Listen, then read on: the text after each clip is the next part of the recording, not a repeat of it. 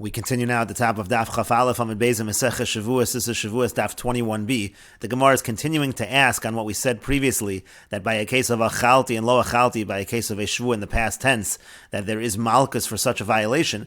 And the Gemara continues, Amos Seifa. Let's look at the end of the Mishnah that we just quoted above. This is a Mishnah coming up. The Mishnah says, Zuhi Shvuas Shav Shechayav al Zedona Makos Ve'al Shegagasa Potter. The Mishnah over there is discussing a case of Shevuos Shav and says this is a case of Shevuos Shav where a person is liable if the person violates it on purpose for malchus, and if the person does it by mistake, so then there's an exemption from a carbon in this case. And Rashi explains, Amos Seifa, let's look at the end of this Mishnah that we just quoted, Tekatani Basar Dahach Ezuhi Shevuos Shav, because it says right after, first the Mishnah was discussing Shevuos Bitoy, and then the Gemara goes on and says, what is Shevuos Shav? That's Nishba L'shanos Es HaYadul Adam, that's if a person takes an oath to change something that is well known to people, meaning again the person swears to something that everyone knows is factually not true. For example, Amar al Amud Shel Evan Shu Shel Zav, let's say he says something that's stone, he says it's made out of gold, Zuhi Shvuas Shav Shechayavin. So that's what the Mishnah goes on to say, that this is the case of Shvuas Shav where if the person violates it on purpose there's malchus, and if the person does it b'shogeg, so then he's exempt. And so how do we understand that line? Zuhi L'Mu'utei Mai. Again, what is the Zuhi coming to exclude? We understand that as an exclusion. My lav, is it not? L'Mu'utei Achalti V'lo Achalti Lo lucky. Isn't it excluding the case of achalti and lo achalti, which we have been discussing? And it's saying that achalti and lo achalti don't get malchus. This case gets malchus, but achalti and lo achalti does not.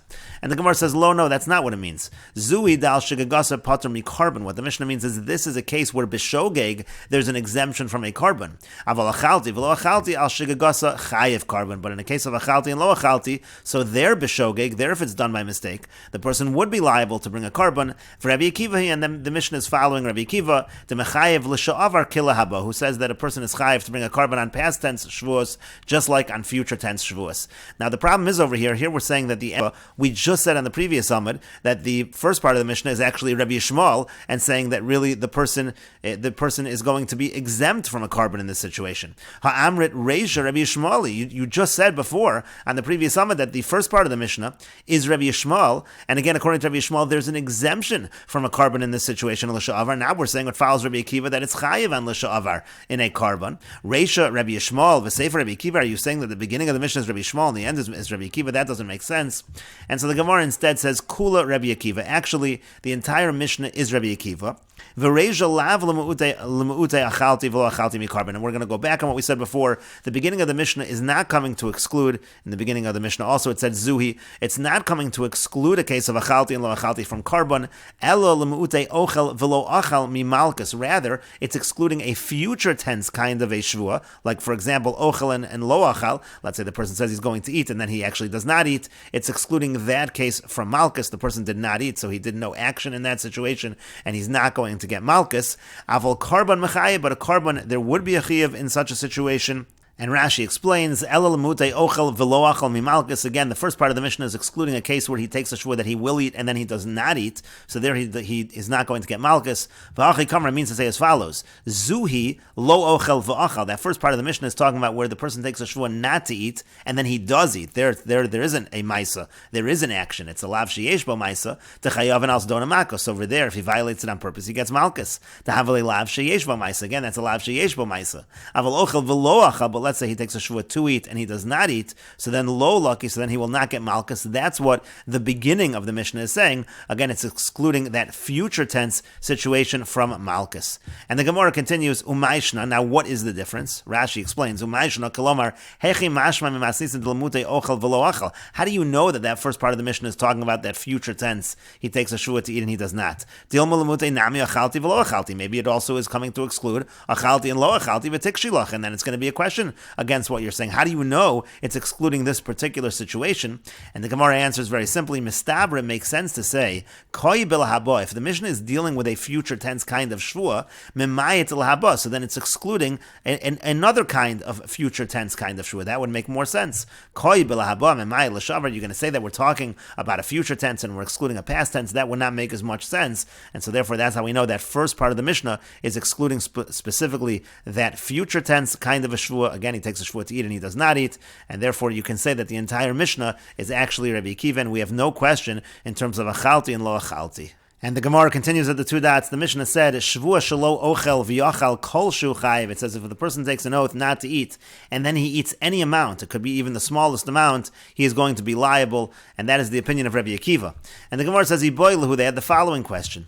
Rabbi Akiva b'chol haTorah kula Rabbi Shimon svirle. Does Rabbi Akiva in all situations hold like Rabbi Shimon? Rabbi Shimon in general says, the mechayiv b'mashu. Rabbi Shimon says that a person is chayiv by eating any amount, and maybe Rabbi Akiva holds that all the time. It's not only by a situation of a shvu, it's not only by a situation of an oath. The Tanya, as we learned in a brayso, Rabbi Shimon Omer, Rabbi Shimon says, Kol shehu lamakos. The halacha is any amount in terms of getting malchus, in terms of getting lashes. The person eats any amount, he's going to be liable. V'lo amru kazayis ela le'inyan carbon, and the halacha that you need a minimum of a kazayis is only in terms of karbonos. And Rashi explains, Iboilu Rabbi Akiva damar b'masnisin stam achila d'shvua b'chol shu. Again, Rabbi Akiva says in our Mishnah that achila by a shvua is any amount. B'chol haTorah b'chol shar isurim nami Rabbi Shimon svirle. Does he hold Rabbi Shimon svirle? Does he hold like Rabbi Shimon by all other isurim? Damar stam chila sheb'chol haTorah kol shu. Just say in general, achila in the Torah is any amount. The Tanya Rabbi Shimon Omer kol shu b'chol isurim lamakos behasra. When it comes to malchus, you get a warning. It's a kol shu according to Rabbi Shimon. V'lo amru b'kezayis halacha l'Moshe Misina. The halacha l'Moshe Misina about a kezayis is only ela le'inyan carbon. It's only by carbon. The shigagas kares talking about a situation of a something where there's a liability of kares and you do it b'shogeg, and so again the amount is going to be a kazayis. Hilga chacha afilu lekarbon. Now Rashi explains, therefore over here it would be true even by carbon. The carbon shvua al chilaf shvua ba, because a carbon shvua comes on a situation of chilaf shvua, meaning again you're violating the oath. V'kevan da achila b'chol shehu, he b'chol shui, and since achila is by a kol shu, harei osar atzmo b'shvua, so b'chol shu, what he's essentially done is he's forbidden himself with the shvua in a kol shu in any amount. Ukesha'achal kol shu hechlef es shvuaso. He's going to violate his oath when he eats any amount. Meaning to say, this halacha of Rabbi Shimon is saying kol shehu lamalkus, but that's not true by carbon. But when it comes to shvu, it's actually going to be true by carbon as well, because once Rabbi Shimon says kol shehu lamalkus, what he's essentially saying is that achila is defined as a kol shu, and in terms of carbon shvua, which is a violation of the shvua, as long as achila is defined as kol shu, once he takes a shvua and he says he's not going to eat, so achila kol shu would actually be liable to that carbon. And we will take a look at Tosas as well on this point. V'lo amru kezayis elelin in carbon. Again, the halacha of kezayis is only by carbon. V'dafka b'shar iser ba'inon kezayis l'carbon. Only by other isurim would we need a kezayis for carbon. Shah carbon toloi b'karis, because carbon is dependent on karis. Uzedono b'karis lo have ele b'kezayis. When the person does it on purpose, he only gets karis with a kezayis. Avol b'shvuas bitove, when it comes to an oath, de'ein bo karis. There is no karis. Elo lav, there's just a negative commandment. V'ha carbon toloi b'lav, and the carbon is dependent on the lav. Just like there's malchus on any amount, so too there would be a carbon on any amount. And in any case, the Gemara continues, are we going to say again that Rabbi Akiva follows Rabbi Shimon, that in Kol HaTorah Kula, the amount is really a Kol Shu? Uvidinu deboy ifluge be'alma, and really Rabbi Akiva could have just argued in general. He doesn't only have to argue here by Shvua. V'hai dekam miflage hachan, the reason why he's arguing over here specifically by Shvua is lohodiacha kochen de Rabbanan. It's actually to show the strength of the Rabbanan who take the opposite approach. The afa gav the ikol amemer, because when it comes to Shvua, you really could say, it's possible to argue, hoel umafarish chayev, since let's say the person would be explicit. He would say he's not going to eat any amount, so there if he eats any amount, he certainly would be liable, because then he's violating his oath. So maybe you would say stam nami chayev. Maybe when the person just takes an oath in general, he doesn't specify kol shu, but maybe it's automatic. We also assume kol shu when we say liable. Maybe at least the Rabbanan would admit in a case of shvua that there'd be a liability, kamash malan de patri. And so that's really what the Mishnah is teaching, that the Rabbanan go so far as to say that even by shvua we say exempt. That's one possibility. Odilma, or maybe bi'alma k'Rabbanan svirle. Maybe actually Rabbi Akiva holds like the Rabbanan in general, that the amount is a kazayis. V'hacha hainu time, and here, what is the reason here? By the case of shvua, why does he say kol shu is liable? Again, it's for the logic we just said above. Hoel mafarish chayev, since if the person would have been clear and specified a kol shu, he would certainly be liable. Stam nami chayev. So even in the case of stam, where he doesn't explicitly state kol shu, Rabbi Akiva says chayev. So that's the question in terms of what exactly is Rabbi Akiva saying. And the Gemara continues and says, Tashma, come and hear the following proof from the Mishnah. The Amru Lolo Rabbi Akiva, because they said to Rabbi Akiva, the Chachamim said to Rabbi Akiva, how can you say liable by a kol shu? Heichon matzinu ba'ochel kol shu chayiv. Where do we find in any other context that a kol shu is chayiv, shezeh chayiv, that we should say in this case chayiv. And so that already seems to prove our point. V'im isa, now if it is true that Rabbi Akiva says this everywhere, so leimalahu, he should have said to them as follows: Ano b'chol haTorah kula, Rabbi Shimon svirli. I actually everywhere, kol haTorah kula, by all situations I hold like Rabbi Shimon. So what kind of an argument are you making against me? And so that would seem to prove that Rabbi Shimon is only saying it's halacha over here by Shevuot. But the Gemara counters and says, L'divreim de Rabbanan kamar lu. It could be that Rabbi Shimon is just responding to the Rabbanan according to their point of view. Lididi, according to me, b'chol haTorah kula, Rabbi Shimon svirli. I hold everywhere like Rabbi Shimon, kol shu is chayiv. But lididchu, but according to you who don't hold that, odu li miha, at least you should admit to me over here, ho'el mefarish chayiv, stam nami chayiv. Since if he would be explicit that it's a kol shu, he'd be liable, so too in a situation of stam, he should be liable. V'yamru le Rabbanan lo, and the Rabbanan are responding to him, no, we do not agree with that. And the Gemara continues, Tashma, coming here a proof from the following Mishnah in Meseches Nazir. Rabbi Akiva says, Nazir sheshara pito b'yayin. Let's say a Nazir soaks his bread in wine. V'yesh bo kadei l'tzaref kazayis. And if you add it all together, you're going to have a kazayis. You add the wine and the bread together, it's going to total a kazayis. So chayiv, so then the person would be liable.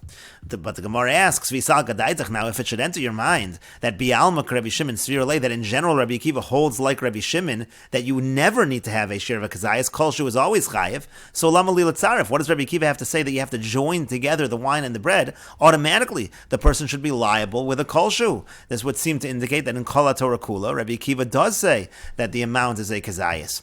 V'yotanan, and further we learned in a Mishnah coming up, Shevuos shelo ochel, let's say a person takes an oath not to eat. V'yachal nevelos or treifas shkatzim uramasim, and he eats nevelos, treifas, shkatzim uramasim. Essentially, he eats things that he was not allowed to eat anyhow. So chayiv, he's liable. Rabbi Shimon poter, and Rabbi Shimon says poter.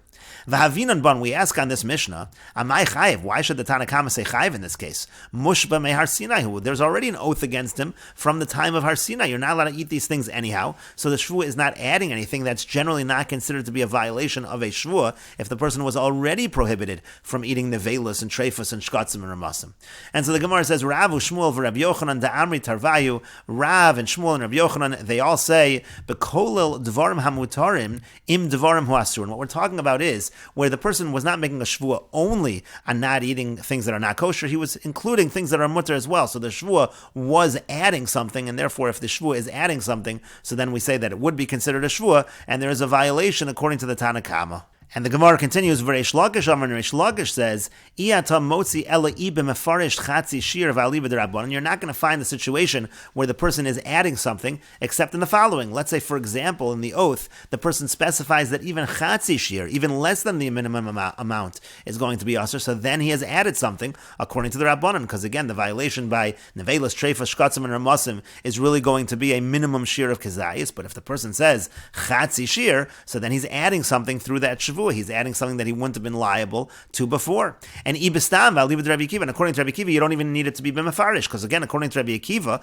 when the person takes a shvuah, automatically that means kol shu, that means less than the shir. So it is adding something. Damar adam oser atzmo b'chol shu, because again, Rabbi Akiva says a person can make it forbidden to himself with a kol shu. And so the Gemara immediately says we have a proof from here. Now,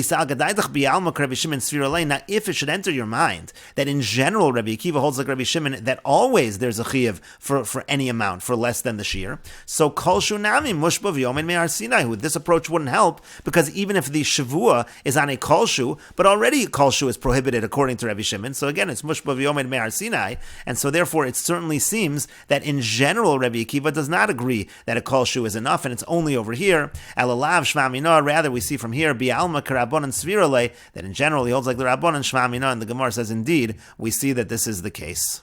And Rashi explains, Bekolel Dvarim Hamutar, and again, there were two approaches to understanding the Tanna Kama of the Mishnah, why they would say liable. One is Kolel Dvarim Hamutarim, the Shvuah included things that were mutter. Kilomarim Hayan Nishba al HaNevelos Levadan, meaning to say, if the Shvuah was only on Nevelos, Lo Haisa Shvuah Chala, the Shvuah would not be Chal. Aval Zeh Shamar Lo Ochal Stam, Kolel Dvarim Hamutarim Vu Asurim B'Yachad. Yachad, this person who said he's not going to eat it all, he's including mutter things with the Asur things. Umigo Dechayla Shvuah Hamutarim, Chayla Nami Advarim Asur, and once it's already already chal on the things that are mutter, it's chal on the things that are asur be'isur shvuah through this isur of the shvuah. Rabbi Shimon lesle isur chal al isur afilu al yedei kol, and Rabbi Shimon disagrees with this because he doesn't hold that isur is chal al isur even through kolel.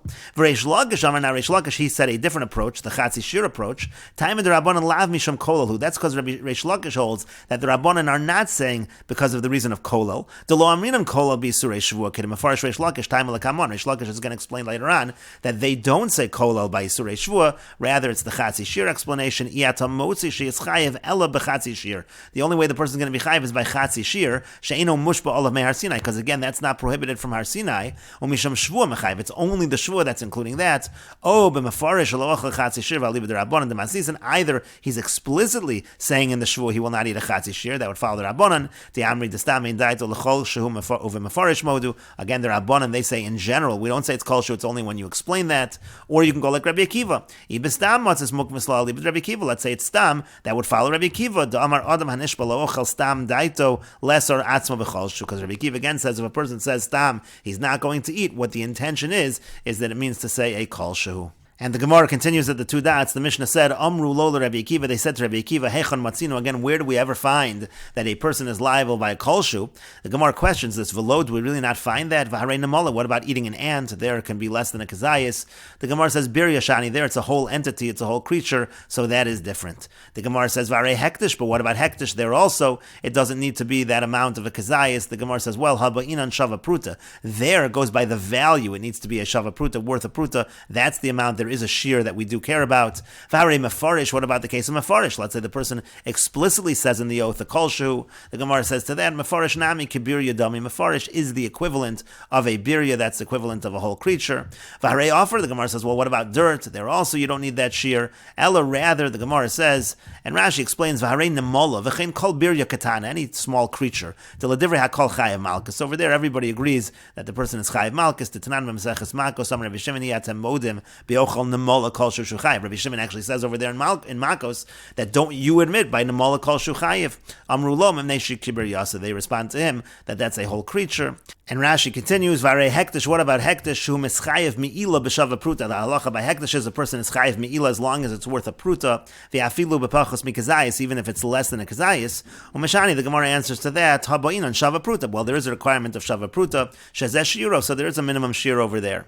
And Rashi continues, v'harei mefarish. What if the person says explicitly Shavuos shelo ochel kol shu, a shua that he's not going to eat any amount. V'ochel kol shu chayev, he eats a kol shu, so we say chayev. And the Gemara answer to that, mefarish nami kibir yadami. Mefarish is like a whole creature. Mefarish the shvua kibirya b'shari surin dami. And when you explain explicitly a kol shu by a shvua, that's the same as a whole creature by other isurin. Birya time amai. Because what's the reason by a creature? Mishum dechashiva. The reason is because it's chashiv. It's important. Mefarish nami iu achshava the asriya. By mefarish also he has made it important because he said that this is prohibited to him.